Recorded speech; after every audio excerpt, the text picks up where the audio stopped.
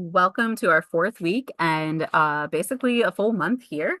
And Emery got to get involved with some teams. There was this team from California, and these two girls really kind of included her in things. They came to the clinic Monday morning to pack eggs for the mamas, and she got to jump in and do that with them, Chi and Abby. And then they kind of just let her, hang out and be part of the team with them, which is so great. And so she really enjoyed her week hanging out with this group from California. Um, and this is me just spending time with the moms. This is a postpartum mom that I was caring for. And it's so great to just see the follow-up after the birth as they come back on day 3 in week 1, 2, 4, 6. This is me working on my sutures. I learned some sutures in Montana when I went out there in October, but Nanny was teaching me some more techniques and spending some time with me to help me learn. This is not a place that I feel strong about. I have not done sutures yet. It's going to be a while to hone in on those skills. But I'm grateful for her teaching and spending some time with me on that. This is Emery and Aisley actually joining in on an Uno game one night. Like I said, it's kind of bittersweet because she meets all these new friends, but they're only here for like a week and then they leave. This is us just spending time together, hanging out with Selah and Holden down by the pool. Holden does exist. He just isn't in a lot of videos or pictures. This is a boodle fight. So this is a traditional Filipino celebration meal that they did for the California team. It has chicken, pork, and fish, as well as cucumber, mango, watermelon, corn. And these rolls are fried cream cheese and peppers, and they call them dynamite because they are hot. And then the sauces are soy sauce, and then the salmon-looking sauce is actually ketchup and mayonnaise. So this is them just preparing and getting it ready, and this is the team getting to try it for the first time. So we got a boodle fight when we were here last year for our team as well. So it's just a fun thing to watch them all enjoy. And rice. Did I say rice? So the base of it is rice as well. So a little bit of everything. This is Aisley. She's just playing, and I included this. I didn't include her other pictures, but she actually burnt her hand on the water cooler.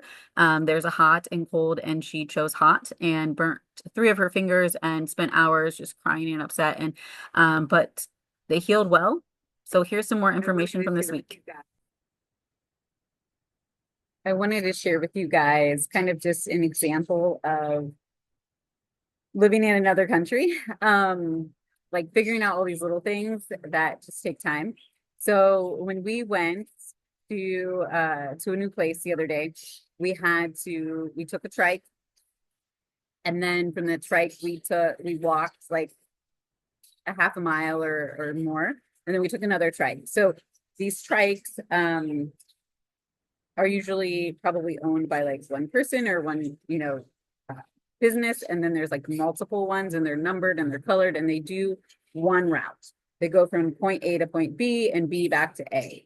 And so, for example, there's one at the end of our street, and it goes from the end of our street to the main intersection that you might have seen in other videos. That's like a 6-lane highway. I think it's 3 lanes one direction, 3 lanes the other direction, and then there's an additional like partial lane for like scooters and trikes and things like that. So I think since I don't drive here, I haven't like paid attention. It might be 4 lanes on both sides, and sometimes lanes are like relative here. Like, yeah. So, anyways, it's a really main road, and so okay, so we needed to take this trike from the end of our street to the main intersection. And the people going were me, Josh, and Emery. And as you've seen in other videos too, kind of what the trike looks like. So it's like a scooter, or like what we call like a moped. Um, there are motorcycles here, but they're usually just these like scooter mopeds they call scooters. So they have like a scooter with this like additional like sidecar attached to it. And there's like several different kinds, but the one that we were in, or the one that we have been getting in a lot, because again, it's like whoever's turn it is, you don't really get a pick. It's very different than like a tuk-tuk. So anyways, you like get in, and there's like one little bench in the back that we realized Josh and I can't really fit, at least in this one. Josh and I did not fit next to each other. And then so Emery got in the back, and then there's this like metal bar that's probably 3 inches wide. And then it goes in front of the legs of the people sitting in the back, and then you should be able to sit 2 more people in front of that. So Josh and Emery were sitting in the back, and then they put the bar, and then I was sitting in front of them. And then behind the driver on the scooter, you can put 2 to 3 people sitting side saddle behind him. So we're sitting on the corner, and this was an activity, if not an activity, we were meeting someone at a specific time versus an activity where you just go and like get groceries or whatever, and there's no like time frame to it.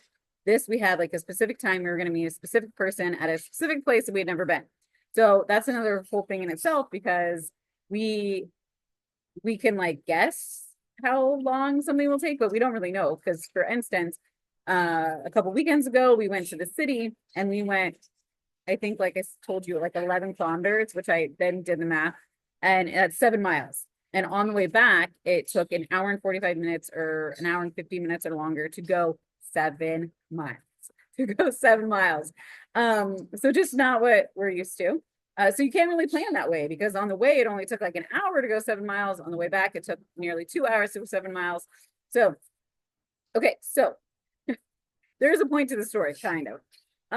So we go down to the corner to like make these connections, trying to make a certain time frame. So we go down there, and we get in, and like I said, Josh and I didn't really fit. So like Emery and I switched, and then he had some other people that got behind him on the scooter. So normally it sits 6, maybe 7 people, and they won't go until they're full. And so we're waiting and we're waiting, and nobody wanted to sit next to me. And because Josh is so tall compared to, he's taller than the average person here, his knees would literally be in the back of anybody who sits there anyways. And even Emery's were like in my back, and I was sitting on an inch of that 3 inches at best. And so anyways, so we're sitting there, and we had a dilemma. And I'm not even still sure if we made the right choice. It was just out of need at that point. And I don't really know. We should probably think through this process. But basically, we had a choice: either continue to sit there, and we had been sitting there for the longest time we'd ever sat in one of these, because nobody wanted to sit next to me or something. I'm not really sure. And so it was either sit and wait and be later and later to where we were trying to go, or I pay for the empty seats. So he kind of said, do you want to pay for the empty seat? And then we can go. And so, I mean, I get it. He has to like fill his vehicle to like go to the next point. So I was like, hey, Josh, what do you want to do? And so we did. We paid for the empty seat so we could just go, so we wouldn't be extra late. And so it's just this like funny thing of like, we just paid for an empty seat because we wanted to like meet a time frame. And that's just not something that we've ever had to think about. Like, it really kind of like just kind of snuck up on us, because we were like, okay, we have to go. How do we make this go? And it was really like to pay for an invisible person. And so again, it's not much money. But if we had to do that all the time because we're an odd number, then it does add up, just like anything else. But it was just kind of this like weird non-American dilemma, right? Of like, what do we do here, and how do we make a time, and really trying to like plan ahead of like how to make that work. So and then when we got to, the funny thing is, when we got to the next place that we needed to take a trike into another area, he just took the 3 of us, and it was fine. So like here, these blue trikes, he won't go unless he's full. And then the teal trikes were like, yeah, I'll take the money and come back. I don't know. It's just learning all of these things because we just don't know. But yeah, it worked out. I think we were like a little late, but it was like, it was okay. But yeah, so just my funny trike story of like, it's not just like the normal things we have to figure out. There's a whole lot of other dynamics and things that it's just like, you just have to live and learn and figure it out as you go. Because there's no way to really know how long 7 miles will take.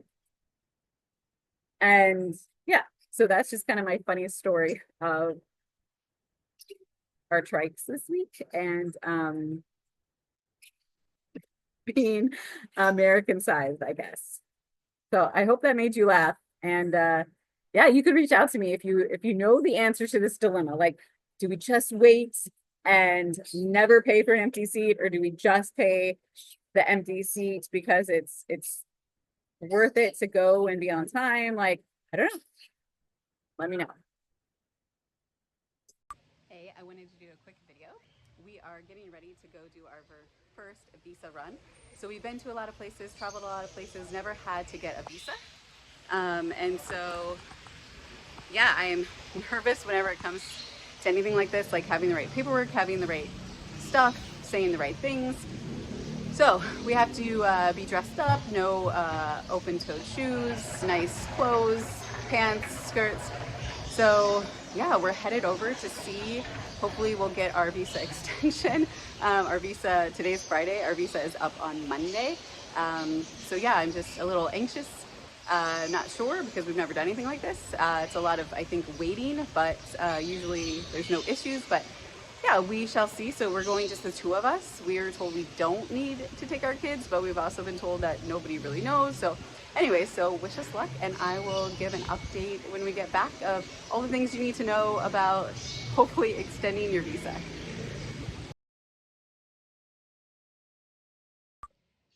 so it took a while, like an hour and 45 minutes to 2 hours. We got an expedited one. Otherwise, you leave everyone's passports and you wait a few days. So we paid an extra fee for expediting. And so it took about 2 hours. There was maybe like 3 other people there, so it wasn't like super busy, which is great. It was like between 35 to 300 pesos, which is about $60 a person. The kids are a little cheaper, so I think they were like 52 to 55, and we were about 61. And that was for a 29 or 30-day extension. I guess I haven't even looked at it. And then after that, we can go back and get a 2-month extension. And then the fee's like almost 3 times more, I guess. So everything went well. It was just a lot of sitting and waiting and paperwork. So I always forget that we have so many kids. I know, but until we do like government paperwork, and I have to fill out something 6 times, and that was a really long portion of the time that it took, was to fill out all of the immigration or the visa application for every single person, and putting on passport information, addresses, which are very different here. So we had to look up the address and our new phone numbers and all those things. And so paperwork takes a while if there's multiple kids and things, but it went well. And yeah, we get to stay for 29 to 30 more days. So